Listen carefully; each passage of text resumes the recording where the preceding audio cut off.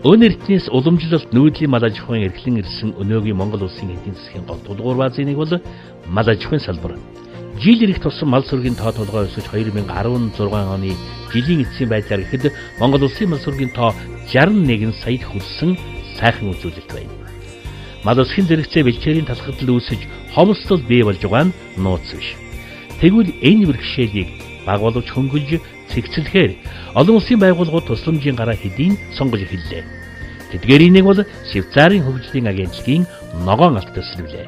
Ногоон алт төслийн хамт олонны судалж олсон нэгэн дэвшил бол Монгол орны бэлчээрт ээлтэй мөртөн амьдын ашиг шимэндэртэй тэмээ, сарлаг зэрэг мал сүргийн тоо толгойг өсгөх, тэднийг хамгаалж ашиг шимийн улам нэмэгдүүлэх гэсэн гаргалгаа байлаа. Энэхүү ажлын хүрээнд Монгол улс тан Яман сүргийнхээ тоо толгойгоор 1-р, Тэмээ сүргийнхээ тоо толгойгоор 2-р, нийт мал сүргийнхээ тоо толгойгоор 5-д нэрмлэгдэг Баян-Хонгор аймгийг сонгон авч 2013 оноос хойш төсөл хөтөлбөрөөр эхлүүлээд явж байгаа юм. Ногоон алт төслийн хамт олон энэ удаад Баян-Хонгор аймгийн Баянговь суманд говийн бүсийн 7 сумдын тэмээжлийг хамруулсан зөвлөгөөнийг зохион байгуулсныг үзэгч та бүхэндээ өргөн төлөвлөж байна. Таалагдсан.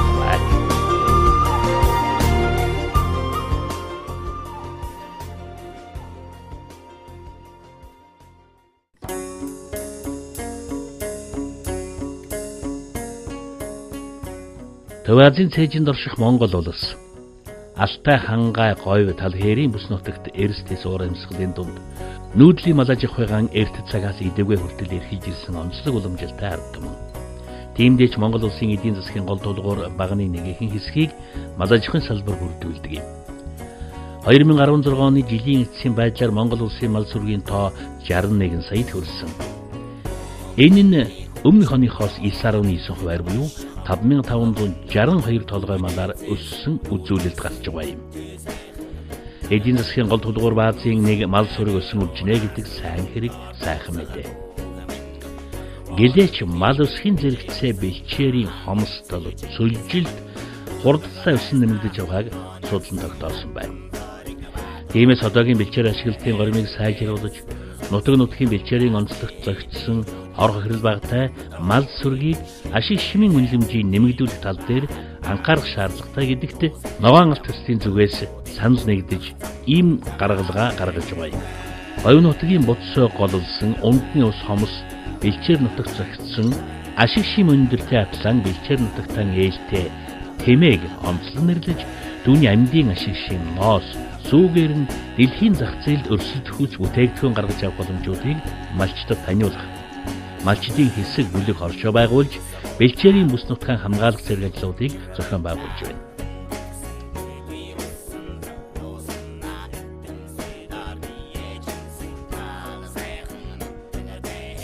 Энэ говийн нутгийн бэлчээрийн нөхцөл байдал бас говийн малчтын бэлчээрийн ашиглах онцлог нүүдэл суудлагс онцлогтой. Тэгээ сүүлийн жилүүд бид нар энэ говийн малчтын хооронд бэлчээр нэгтэй, уус нэгтэй, ийм төг соёл нэгтэй малчтын хооронд харилцсан уулзалдах нэг нэгнээс суралцах тийм үйл ажиллагааг маш их дэмжиж зохион байгуулж байгаа. Тэгээ энэ удаад бид нар бас Монголын нэртэй тэмээ судлаач эрдэмтэд тэмээний амьдын ашиг шим сүү ноосны ашиг шимийг яаж нэмэгдүүлэх үү, яаж айлуулах үйлдвэрлэлд нэмэн өртөгтэй бүтээгдэхүүн бий болох гэдэг талаараас олон үйлдвэрүүдээс оролцож байгаа онцлогтой. Тэгээ цаашдаа бид нар энэ тэмээнийчдийн зөвлөгөөнийг ерөнхийдөө жил болгон зохион байгуулах гэж бодож байгаа. Ерөнхийдөө энэ тэмээчдийн зөвлөгөө маань жилийн дараа хийсэн ажиллагаа үр дүнг дүгнэх, дараагийн жил ажлаа төлөвлөх гэдэг ийм зорилготой зөвлөгөөнийг зохион байгуулж байгаа. Yeah, personally I'm very impressed because it's a very hard. Би Монголд ирээд удаагүй дөнгөж 3-7 хоног байна. Хөдөө нутгаар явхад говийн малчид үнэхээр гайхамшигтай байна. Энэ хүмүүсийн өнгө төрөх амьдрал ахуйгаа авч байгаа байдал, газар нутаг, харагдаж байгаа олон тэмээ, энэ бүгдийн өнгө гэрэл зохицуулагдсан юм шиг л үнэхээр сайхан харагдаж байна. Тормны ноосоор хийсэн бүтээгдэхүүнийг би Монголд ирээд анх удаага харлаа. Үнэхээр зөөлөн дулаахан санагдсан. Швейцарт бол ноолуурын бүтээгдэхүүн хоньны ноосон бүтээгдэхүүн гэж мэдхээс биш, тормны ноосоор хийсэн бүтээгдэхүүн гэж огт мэдэхгүй. Тиймээс миний бодлоор энэ бүхэн үнэхээр гайхамшигтай сайхан байна.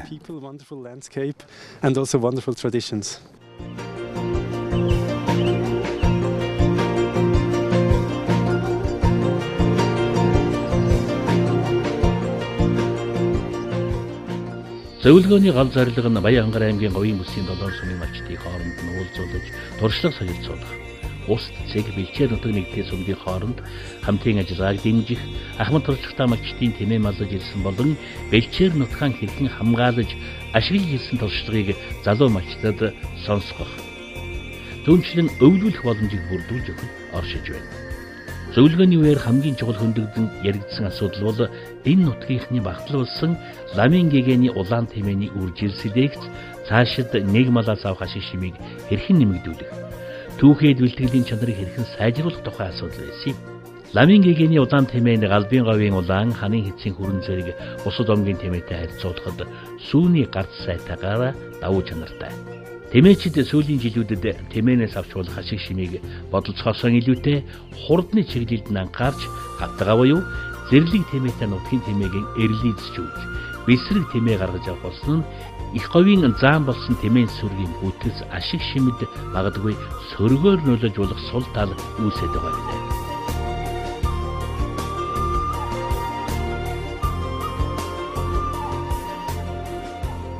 Бид нар одоо хурдлах чадварыг сайжруулах зорилгоор энэ тэмээг бол олон жил бас энэ эрлийцжүүлж тамаа манай говийн шинжээст баян өндөр сүүлийн үед бол энэ баянлаг сум нэлээд эрлийц тэмээ олонтой боллоо. 1-2 дугаар үе буюу бүр одоо 5-6 дугаар үе рүү орсон эрлийц тэмээ олон болсон. Энэ нэг талаараа хурдлах чадвар байгалийн одоо дэсвэр хатуужил байгалийн хатуу ширүүн даван туулах нь илүү боловч Монгол тэмээнийг удам гэдэг юмыг бол бас хадгалж үлдэх нь бол бидний гол үүрэг байна. За манай сумын хувьд бол одоо ер нь тэмээнийхэн удам гэнийг хадгалах яг Монгол ламын гэгэний улаан гэсэн энэ одоо урьдчилан хэсгээр батлуулах гэж Монгол тэмээг монголоор нь авч явах. Баянгар аймгийн одоо говийн бүсийн тэмээний ламын гэгэний улаан гэдэг энэ урьдчилан хэсэг бол яг энэ одоо өөрийнхөө удам гээ тэр сайхан шимт одоо ашиг шимт чанарыг хадгалж үлдэхт бол бид нэр онцгой анхаарч ажиллахаар ингэж хашаалуулагч олон улсын төсөлтөөр байгууллага аймаг орон нутгийнхаа төр захиргааны байгууллагатай ингэж хамтарч ажиллаж байгаа.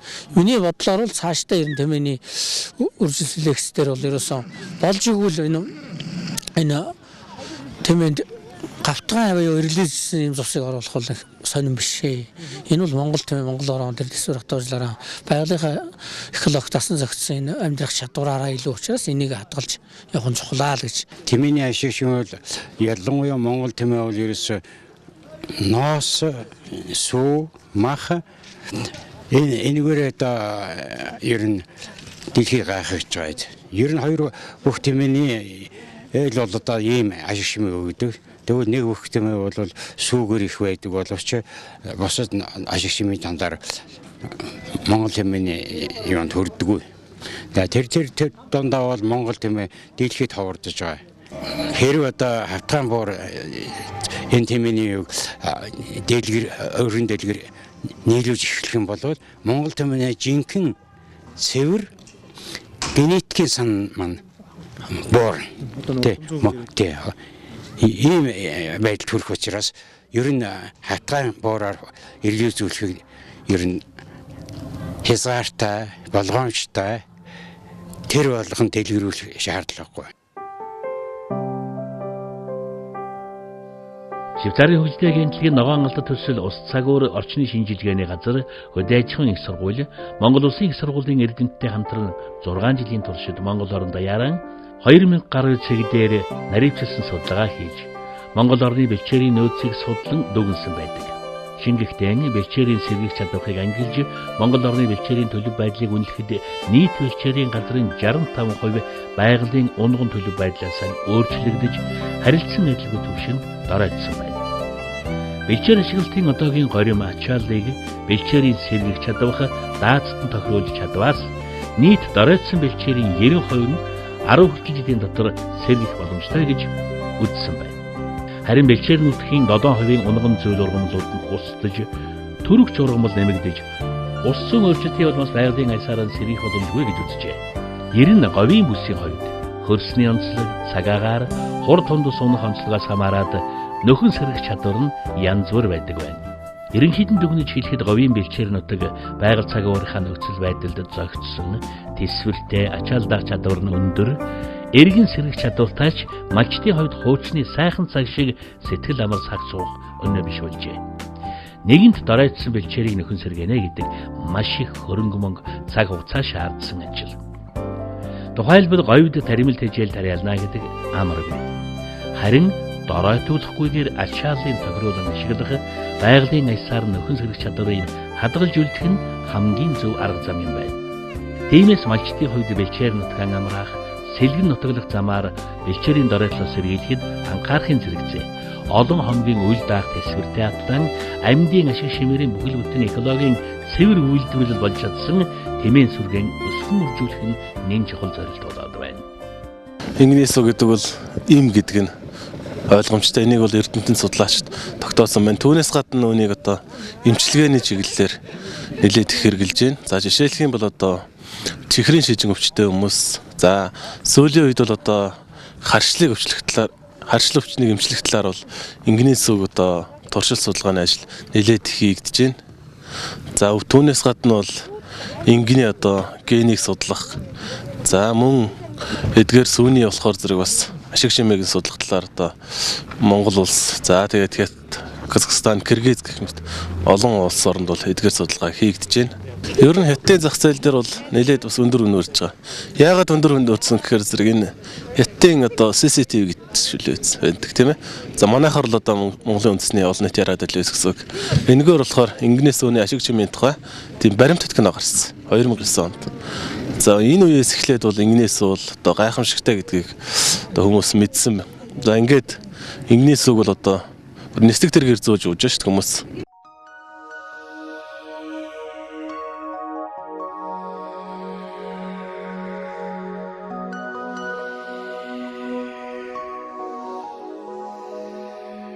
Зөвхөн ингний сүүний найрлагад байх амин хүчил уургуудыг ялгаж авахд дэлхий дахинд түгээмэл дэгддэг чихрийн жижиг өвчнийг ангаах чадвартай гэнэ. Энэ чинээгээр ингний сүү дэлхийн зах зээл дээр өндөр үнээр борлогдох нөхцөл бололцоо хүрдэж байгаа юм. Нөгөө тэгүр торомны ноосыг самнаж бэлтгэх шин төрлийн арга технологиг Швейцарын хөгжлийн агентлагийн ногоон алт төслийн хүрээнд нэвтрүүлж байгаа юм байна. Өрөдийн цагт зөвхөн нас хүүцэн тэмээнийхээ ноосыг л яргаж авдаг байсан. Тэгвэл тусгайсан хашаанд тэмээгээ босоогоор нь самнах нь үйлдвэрлэлийн нэг шат шатлалыг ахиулаа зогсохгүй ноосны үнэлэмжийг нэмэгдүүлэх бололцоог бүрдүүлж байна. Манай эрдэмтдийн судалгаагаар говь нутагт бэлчээр доройтож байгаа нэг хүчин зүйл нь сүргийн бүтэц алдагдаж ямааны тоо эрс нэмэгдсэнтэй холбоотой. Торомыг хаврын улиралд ноосоо гээхээс өмнө самнаад авбал ямааны ноолуураас дутхааргүй чанартай сайн ноос гаргаж авдаг боломжийг бас бодолцож тогтоож байна. Сарлагын хөөвөр торомны ноосыг дэлхийн зах зээл дээр тансаг зэрэглэлийн эд гэж үздэг бөгөөд ховор олдцтой болох дээр эрэлтэн ч бас нэн их байдаг байна. Баян хонгорын хувьд жилдээ 15 орчим тонн торомны самнсан ноос үйлдвэрт нийлүүлэх боломжтой. Гэвч одоогоор дөнгөж 1 тонн гаруйхныг л бэлтгэж байна. Зах зээлийн аншаар тооцвол 15 тонноос 200 гаруй сая төгрөг болно. Тэгэлэр бид зөвхөн торомныхоо ноосыг цаг хугацаанд нь самнаад чанартай ноос бэлтгэж чадвал малчдын орлого төдий хэмжээгээр нэмэгдэнэ гэсэн үг. Бид нар ямааны ноолуурыг бол яг самнаж бэлтгэдэг учраас үйлдвэрлэлийн гарц өндөр, дээр нь бас чанартай түүхийд бэлтгэдэг.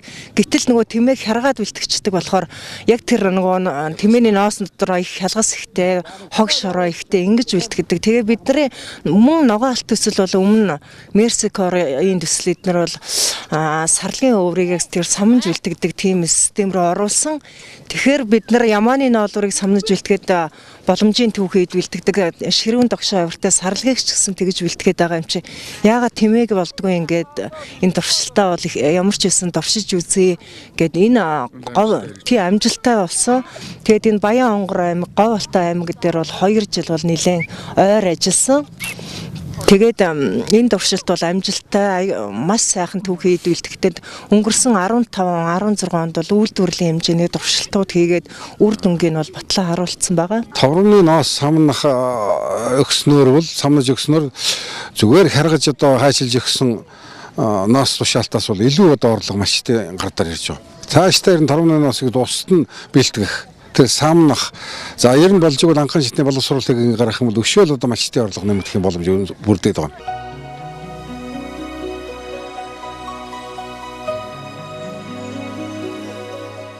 Говийн сумдад малын тоо бэлчээрийн даацаас 2-3 дахин хэтэрсэн байгааг орон нутгийн удирдлагууд онцлог хэлж байна. Бэлчээрээ хамгаална гэдэг малаан зөөлөх үү эсвэл мал сүргийн өсгөн зэрэгцээ бэлчээрээ хамгаалах уу гэдэг сонголт малчдын өмнө тулгараад байгааг харуулж байна. Харин мал сүргийн өсгөхөөс илүү нэг малаас авах ашиг шимийг бүрэн ашиглах, зах зээлд сайн чанартай түүхийд бэлтгэн нийлүүлж, жил ирэх тусам доройтож байгаа бэлчээр нутгаан хамгаалж, ашиглалтын гориман сайжруулах боломжтой гэдэг гаргалгааг ногоон алт төслөөс гарган санаачилж, малчдын дөрвөн удирдлийн бэлчээрийн дундаан ашиглаж ирсэн уламжилт арга ажиллагаан дээр суурилсан бэлчээр ашиглагчдын хэсгийн зохион байгуулалт. Сумдад болохоор бэлчээр ашиглагчдын хэсгийн холбоодыг тус байгуулжээ. Энэхүү холбоог байгуулснаар малчдын дунд үүсдэг байсан бэлчээрийн маргааныг нааштайгаар шийдвэрлэж, бэлчээрийг сэлгэж, амрааж, хамгаалах ажлууд ч мөн дагаж төлөвшөж байна.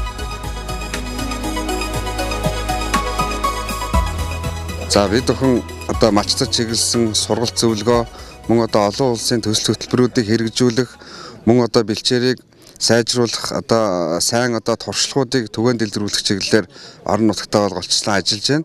За одоогоор манай игнэнд нэг 11 аймгийн бэлчээр ашиглагчдын холбоо, 100 гаруй одоо сумын бэлчээр ашиглагчдын холбоо, 1200-300 орчим одоо бэлчээр ашиглагчдын хэсэг одоо нэгдэж ингээд одоо гишүүнчлэрээ одоо орсон байгаа. Энэ Швейцарын хөгжлийн агентлаг нугаалт төсөл маань бол Баянгорын аймагт 2010 оноос хойш Баянлэг, Баянговь 3 булаг сумд хэрэгжсэн. За 15 оноос богд сумд хэрэгжиж ингээд үндсэндээ 4 сумд хэрэгжиж байна. Тэгээ энэ бэлчээр ашиглах талаар бол яг яарга авах малчтын ангачтны байгууллага бэлчээр ашиглагчдын хэсэг гэдгийг бол яг зохих ном журмынхан дагуу байгуулад сумын бэлчээр ашиглагчдын холбоо төрийн бас байгууллага хоршоог бол байгуулад ажиллаж байна. Тэгээ Баянгорын аймгийн хэмжээнд бол өнөөдөр 4 сумд 39 бэлчээр ашиглагчдын хэсэг, 4 төрийн бас байгууллага буюу бэлчээр ашиглагчдын холбоо, 4 хоршоо одоо яг энэ нугаалтцлынхаа хэмжээнд бол зохион байгуулагдсан үйл ажиллагаагаа явуулж байна. Манай сумын хувьд 14 бэлчээр ашиглагчдын хэсэг байгууллагын үйл ажиллагаагаа явуулж байна. За үүний дотроос шинэ удаг аман ус малчтын бүлгийг заагвар бэлчээр ашиглагчдын хэсэг буюу малчтын бүлэг болохоор сонгож авсан. Тэгээд энэ хоёр одоо бүлэг дээр жишээ авч ярих юм бол нэлээд өөрчлөлт гарч байна. Энэ хоёр бүлгийнхэн маань сайхан ярилцаад төрөм журмаа гаргаад тэгээд одоо нэгэн зэрэг одоо 6 сарын 1 гэхэд одоо малчин өрхөд маань нэгэн зэрэг цууныхаа хотод гардаг. Ингээ малан таагалуулаад намар одоо нэгэн зэрэг 11 сарын 10 гэхэд өвлжүүндээ буудаг болсон. За ингэснээр бол маш их ялгаа ахиц гарч байгаа. Хоёрдугаарт энэ өрхөд нийлээд малынхаа тоо толгойг бас тохиромжтой хэмжээнд барья. Ялангуяа ямаа сүргийнхаа тоо толгойг одоо хэмжээндээ барья болж игэл одоо цөөрүүлэх гэсэн бодлоо гарч байгаа.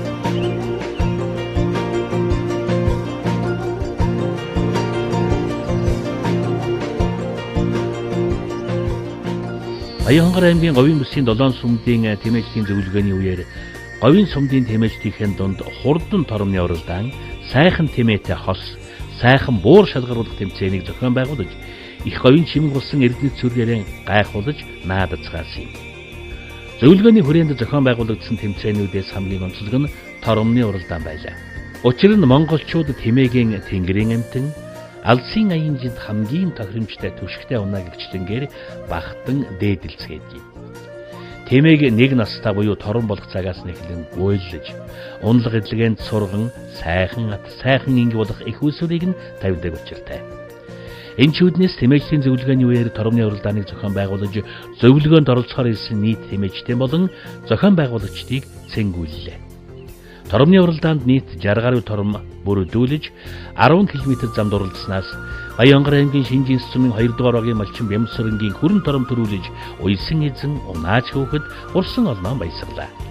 Харин сайхан буур шалгаруулах тэмцээнд 10 буур оролцсноос Баянгор сумын инх төрийн хүрэн буур нэгдэг барьт Одон баярын хүрэн 2 дугаараар эзэлсэн бол мөн тус сумын сөрөн хорийн хүрэн тусгай барьт тус шалгарлаа. Харин сайхан хосын тэмцээнд Баянгор сумын Сэрод Нямсрын нар төрүүлж үлзий бүрэн оюун бэлгнаар удаарлаа. Шинжин сумын 2 дугааргийн малчин Бямсрын гэж. За энэ торомныхоо тухай ярихгүй өмнө одоо бас иймэрхүү тэмээний уралдаан торгоны уралдаан энтерт бол одоо нэлээд дээгүүр давхижсэн гэж сонссон. Энэ жил энэ 5 уралдаад 2 төрүүлээд 3 харагдсан тором. Манай Ботхон тэмээ байгаа юм.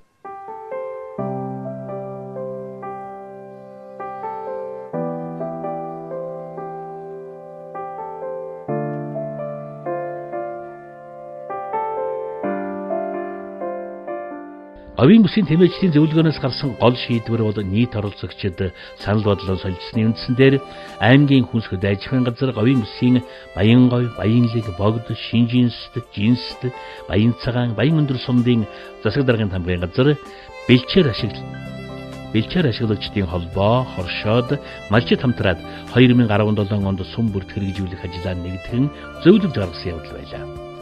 Энэхүү зөвлөмжөнд торомны самнсан ноосыг малчдын байгууллага бэлтгэж зах зээл гаргах, харин доройтсон бэлчээрийн нөхөн сэргээх, талхагдлаас өрчлөн сэргийлэх зорилгоор малынхаа тоог бэлчээрийн даацдан тохируулах, сүргийн бүтцийн зохистой харьцааг барих, нийгмалаас авах ашиг шимийг дээшлүүлэх зэрэг 13 асуудал тусгагдсан байна. Эдгээрээс хамгийн чухал зүйл бол Монгол тэмээний генийн удмын санг цэврээр нь хадгалах, ашиг шимийг бууруулахгүйгээр хадгалах үүднээс хавтгай тэмээтэй хяналтгүйгээр үржүүлэлт оруулахыг хязгаарлах гэсэн зөвлөмж байсан юм а. Эдгээр зөвлөмжүүдийн дагуу хэрэгжүүлсэн ажлаа эх жилийн мөн үед дүгнэж дараа жилийн ажлын зөвлөмжөө гаргаж байхаар тогтлоо. Энэхүү зөвлөмжийг даган мордож ажиллаж чадвал их говийн чимэг болсон элэс таманхан заан болсон тэмээн сүргэн өсгөн үржүүлэх, бэлчээр нутгаан хамгаалах, тэмээнийхэн ашиг шимийг зүү зохистой ашиглах энэ чинээгээрэн малчдын орлого нэмэгдэх нэг гаргалгаа, сайн тал, сайн үзүүлэлт бий болох юм а.